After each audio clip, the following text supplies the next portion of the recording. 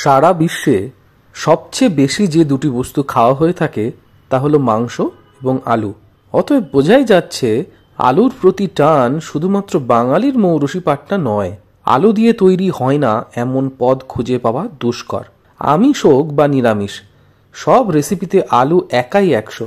এ সপ্তাহে দেখে নিন দক্ষিণ ভারতীয় স্টাইলে আলুর দম ফ্রাই রেসিপি। তৈরি করা অত্যন্ত সহজ, খেতেও চমৎকার। দেখে নিন কিভাবে তৈরি করবেন এই সহজ রান্নার রেসিপি।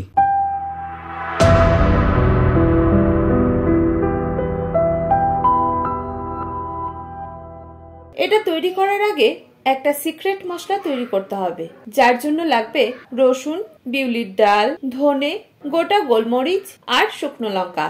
এইগুলো আগে গরম কড়াইতে একটু ফ্রাই করে তুলে নিতে হবে।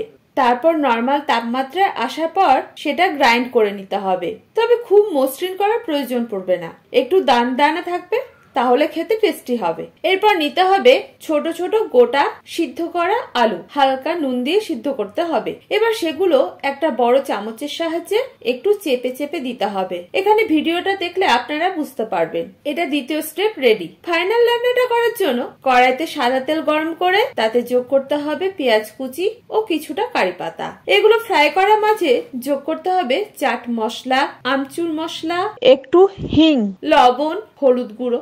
এখন ওই সমস্ত কিছু ভালো করে মিক্স করতে হবে। তবে রান্নাটা হালকা থেকে মাঝারি আঁচেই করতে হবে। যখন সমস্ত কিছু উপকরণ ভাজা ভাজা হয়ে যাবে তখন যোগ করতে হবে তৈরি করা সিক্রেট মশলা। এটা অন্যান্য উপকরণের সঙ্গে মিশিয়ে নিতে হবে, যাতে সিদ্ধ আলুগুলো যখন দেওয়া হবে সমস্ত কিছু আলুর মধ্যে সুন্দর করে মিশতে পারে। এরপর দিতে হবে সিদ্ধ করা আলু। এবার হালকা হাতে বেশ কিছুক্ষণ নাড়াচাড়া করতে হবে।